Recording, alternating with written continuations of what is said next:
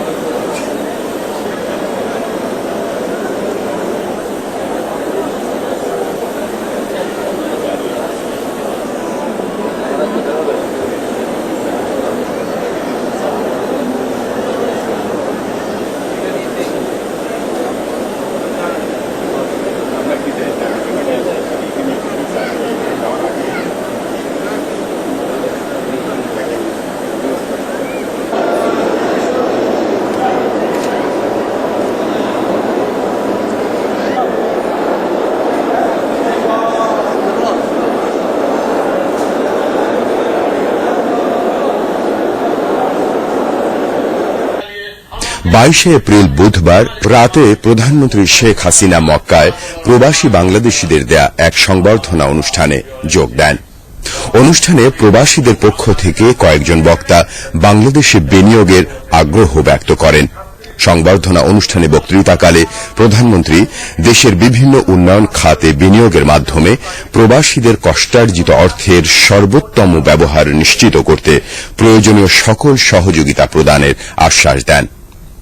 দেশকে আধুনিক ডিজিটাল বাংলাদেশে পরিণত করতে, বন্ধ ও রুগ্ন শিল্প সচল ও চাঙ্গা করতে প্রবাসীরা বিনিয়োগের আগ্রহ প্রকাশ করায় শেখ হাসিনা এই আশ্বাস দেন।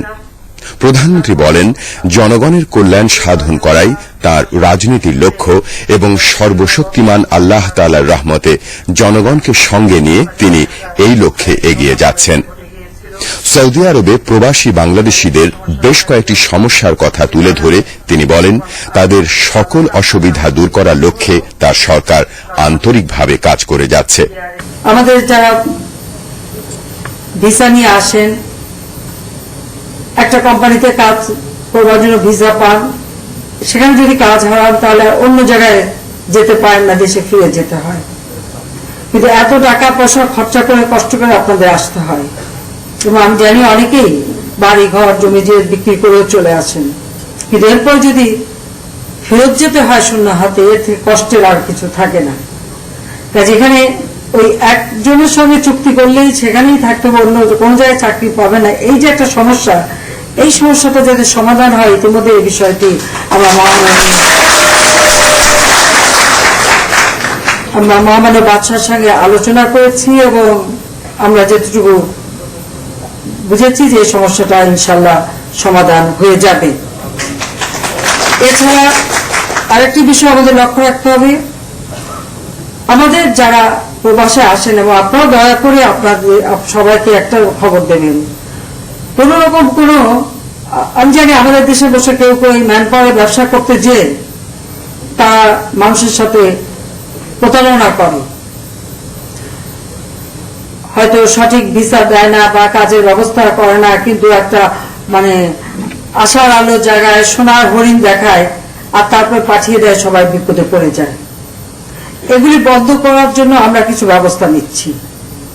আর আপনারা সবাইকে বলবেন যে সবাই যেন সত্যিকার ভাবে জেনে বুঝে সঠিক ভাবে আসে, কারো প্রতারণার শিকার জন্য না হয়। আমরা আমাদের পাসপোর্ট, মেশিন রিডেবল পাসপোর্ট ইতিমধ্যে করবার আমরা প্রকল্প নিয়ে নিয়েছি, তাতে ভুয়া পাসপোর্ট যাতে না হয় সে ব্যাপারে আমরা যথাযথ ব্যবস্থা গ্রহণ করছি। কারণ এই ভুয়া পাসপোর্ট দিয়েই মানুষকে কিন্তু নানা রকম সমস্যায় ফেলে। দ্বিতীয়টা হচ্ছে যে আমরা একটা প্রবাসী ব্যাংক প্রতিষ্ঠা করবার ইতিমধ্যে সিদ্ধান্ত নিয়ে নিয়েছি। কারণ আমাদের লেবার মিনিস্ট্রিতেই এই লেবারদের কল্যাণের জন্য প্রচুর টাকা রয়ে গেছে, কিন্তু সেটা যথাযথ কল্যাণের কাজে ব্যয় হয় না। অতীতে সরকারগুলি আমরা দেখেছি সেগুলি নিয়ে ওর এলাকার স্কুলের জন্য, এর এলাকার কাজের জন্য এরকম ভাবে নানাভাবে খরচা করে, কিন্তু সেখানে সত্যিকার যারা লেবার তাদের কোনো কল্যাণে এটা ব্যয় হয় না, বা প্রবাসী যারা আসে তাদের কোনো কল্যাণে ব্যয় হয় না। সেই জন্য আমরা সিদ্ধান্ত নিয়েছি যেটা প্রবাসী ব্যাংক আমরা করব, যে ব্যাংকটা হচ্ছে শুধুমাত্র প্রবাসীদের জন্য। এবং এই যে আপনারা বললেন যে আপনাদের যে কোনো ব্যবসা বাণিজ্য বা শিল্প কলকারখানায় শেয়ার কেনার ব্যবস্থা, এই ব্যাংকেও কিন্তু আপনাদের শেয়ারই থাকবে, আপনারাই এর মালিকানায় থাকবেন। এবং যারা প্রবাসে আসবে তাদের জমি জিরে সম্পত্তি বিক্রি করতে হবে না, এই প্রবাসী ব্যাংকের থেকে লোন নিয়েই আপনারা আসতে পারবেন।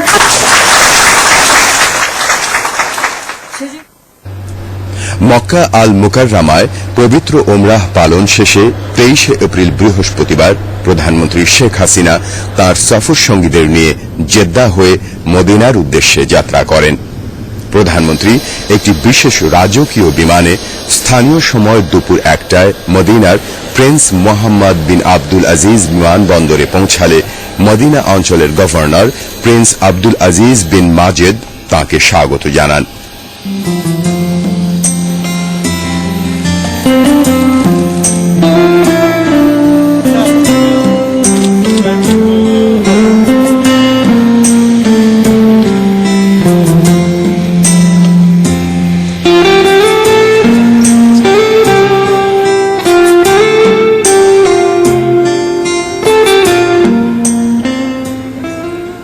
প্রধানমন্ত্রী শেখ হাসিনা মসজিদে নববীতে বিশেষ নামাজ আদায় ও মহানবী হযরত মুহাম্মদ সাল্লাল্লাহু আলাইহি ওয়াসাল্লামের রওজা মোবারক জিয়ারত করেন।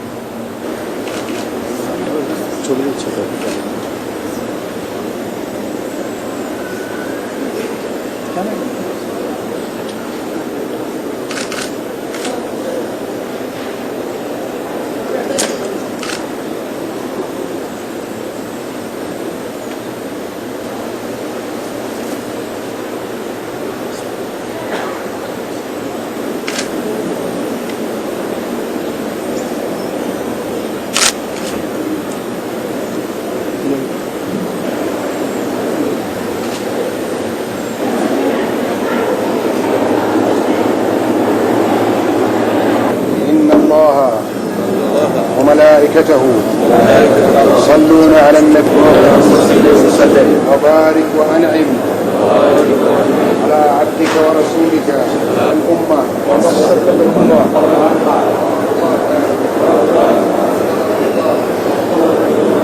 مقامنا هذا في ليلتنا هذه ولا كربا الا نفسنا ولا دينا الا قضيته ولا ضال وأهلكنا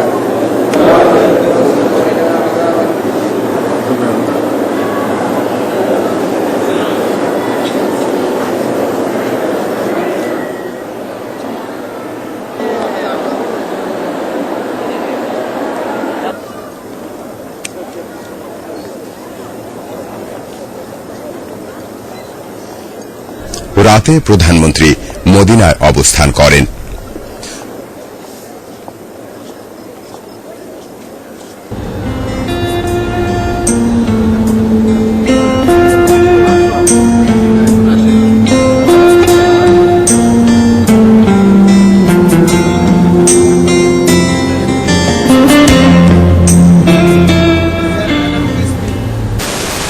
প্রধানমন্ত্রী শেখ হাসিনা 24 এপ্রিল শুক্রবার রাতে জেদ্দায় বাংলাদেশ কনস্যুলেট আয়োজিত এক নাগরিক সংবর্ধনায় যোগ দেন।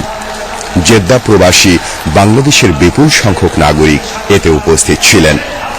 অনুষ্ঠানে প্রবাসীদের পক্ষ থেকে কয়েকজন বক্তা বাংলাদেশে বিনিয়োগের আগ্রহ ব্যক্ত করেন।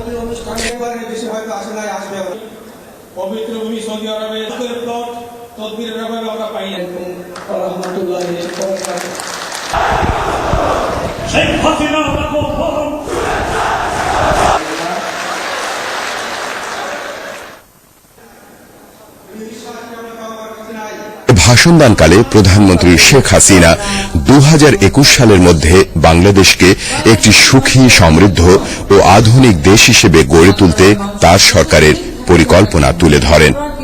প্রধানমন্ত্রী দেশে বিনিয়োগে এগিয়ে আসার জন্য প্রবাসীদের প্রতি আহ্বান জানান এবং এক্ষেত্রে তিনি সরকারের পক্ষ থেকে সব ধরনের সহযোগিতার আশ্বাস দেন।